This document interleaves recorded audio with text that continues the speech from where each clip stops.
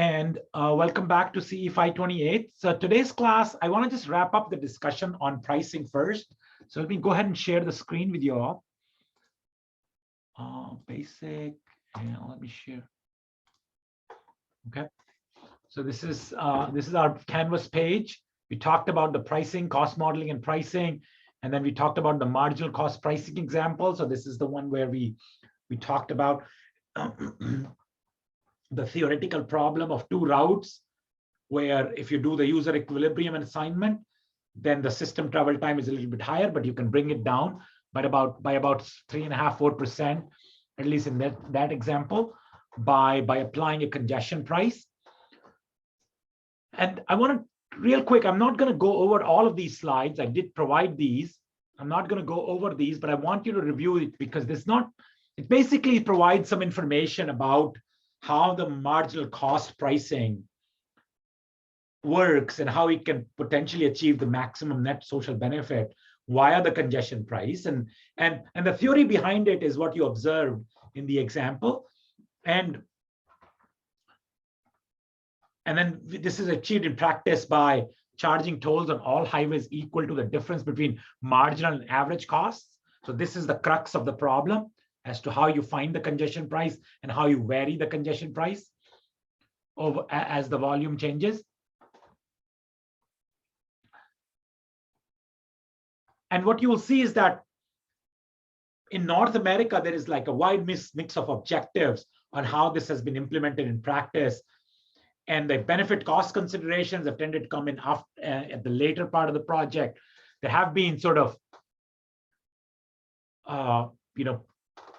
private enterprise projects like SR91 and 407.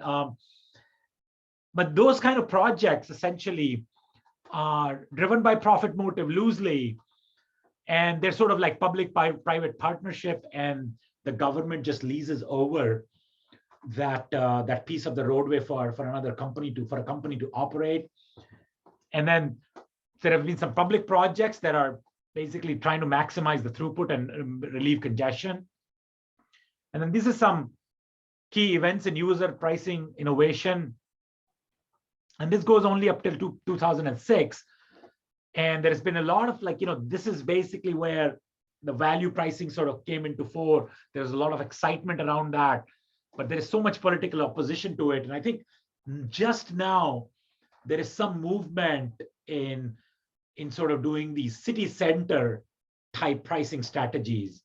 So basically not just taxing one facility, but essentially taxing or pricing the whole corridor, or not corridor, whole network of streets. So for example, the New York City congestion pricing program. So this is sort of the new development that's happening right now, but that has been somewhat stalled because of some political opposition as well. So I think they've said, okay, we are going to establish a committee to study it. But I think this will be very helpful if we can address some of these equity concerns. So one thing is that I want you to pay attention to this slide 5 that I'm showing you right now. And remember, this is the slide. It's based on old data that shows you all the recent development about, where these different sort of toll road projects are. But this is old data. And what I want you to do is conduct some research on these pricing examples and give me a slide that's basically this, but you updated the committed, proposed, and withdrawn status of these projects. Is this still the case? Are these things still correct or not correct? So this is an older data that I'm showing you. So these Seattle things were committed. Some of these were proposed. So some of these proposed ones have now been committed and even built, right? So I want you to go and look at what is the current status of toll roads in these regions. And I want you to update this chart based on that information. Okay? So what you might want to do is just take that graph into a PDF file and edit that PDF file text and move things around. Like if there's things have been committed, then you sort of update them to be committed. And if the things are still sort of pending or proposed, then you leave them proposed. But you need to update these slides for year 2021 rather than this being old 2008 data. Okay, and then this slide then it talks about some of the benefit cost analyses that was conducted, how much revenue you're generating, how much congestion you're saving, and so on and so forth. So it provides you like how those studies should be conducted. This is from California State Route 91. And you can review that case study example. What was the purpose of the project, what happened, what was the toll schedule. And this is somewhat older toll schedule from 2014. But that might have been updated now. I'm not asking you to update it because it still gives you that same general idea about what happens when you do congestion pricing. So even if the tolls have been updated, the general principles have not really changed. So it's okay to have those. One thing about, and then there's some benefit cost summaries. You can look at some net present worth analysis. We've done quite a bit of that in our project, so I'm not gonna get into too much detail. This is from Houston. And then from Minnesota, some case study examples from Minnesota, I-394. If you can quickly glance through that. But one thing I want to highlight that I want to go over quickly is that what are some of the attributes of successful projects versus not so successful projects, okay?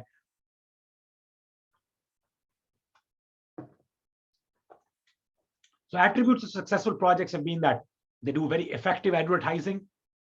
They have very good public relations.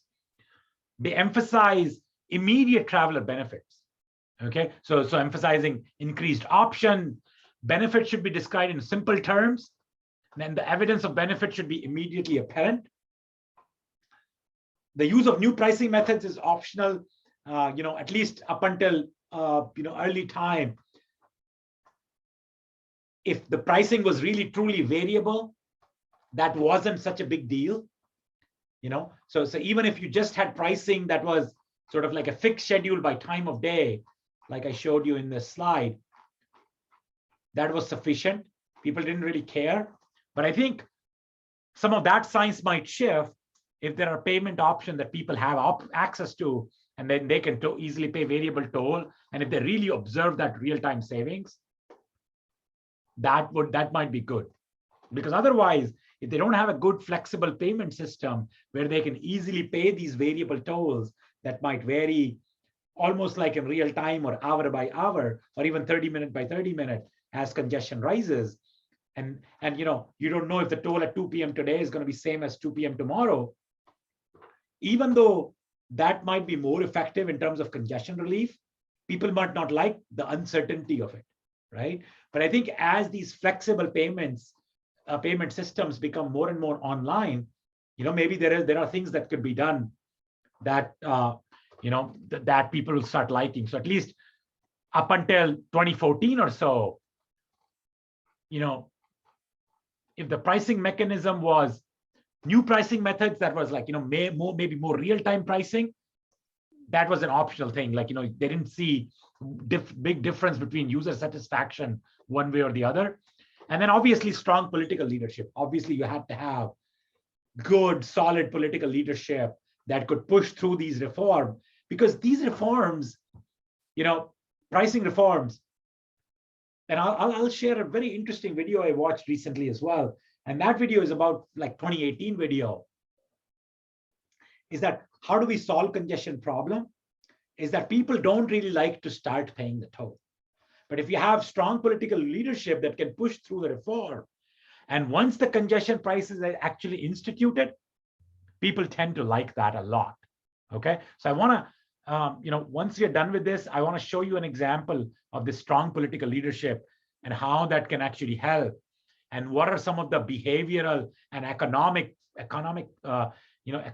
behavioral economics factor that drive that idea that having strong political leadership that can push through the reform, even in the face of somewhat public opposition, could be a good thing. Because once you constitute it, once it gets implemented in practice, people do tend to like that new pricing model, because it does save some congestion. Okay. So some examples there. And then unsuccessful US effort. Powerful adversaries wielding emotional arguments like, these toll roads and toll lanes are just Lexus lanes, or maybe now they'll call them Tesla lanes or whatever, right? So just kind of emphasizing, if the opposition is able to emphasize the fact that these are lanes that will only benefit the rich people and things like that, then that could be problematic. If it's preempted as a double taxation, windfalls to wasteful government agencies, then that would be unsuccessful. Promised benefits were not were unconvincing, or like, if there were concerns about technological impracticality, and I think that is sort of going away. The ideas about technological impracticality is going away, but what's replacing that is concerns about privacy. People think that, yes, you can potentially charge us, you can probably charge us based on our license plate, but then there are folks that are, very privacy concerned and so forth. So some of those concerns might tank some of these projects as well. So based on the lessons learned, I think this is what the current project tend to emphasize: enrichment of travel options, action to produce zero-sum taxation impacts, so sort of maybe some sort of a travel refund that we talked about in that example, the theoretical example that we did, if you're able to refund those tolls, the congestion pricing tolls. And then attention to mitigate perceived or actual harm to low-income people. So maybe some sort of subsidies for low-income people. Emphasize the development of hot lanes. So hot lanes is high occupancy toll lanes where you can go for free or with a reduced toll if you have a high occupancy vehicle of 3 or more people. But if you don't have 3 or more people, you pay a higher toll or pay the toll. And then seek projects that can benefit trucking, because if you can sort of benefit the trucking folks, then you sort of employ a very powerful interest group in your corner, and that could be a good thing. And then maybe some sort of public-private investment partnerships are good. And then you will see in your research, you'll find that optimism is in fact warranted. There are some tolls and congestion pricing projects that are moving forward, but still there is a lot of opposition. And you will find that as you do the research, and that's the purpose of this research, is to sort of look back at what were the projects that were feasible back in 2008 versus what are some of the feasible projects now. So I think that'll be a good thing to look back on for you all. And then, but I think the nut summary, if I have to say just one thing about this, is the benefit of marginal cost pricing have clearly been demonstrated.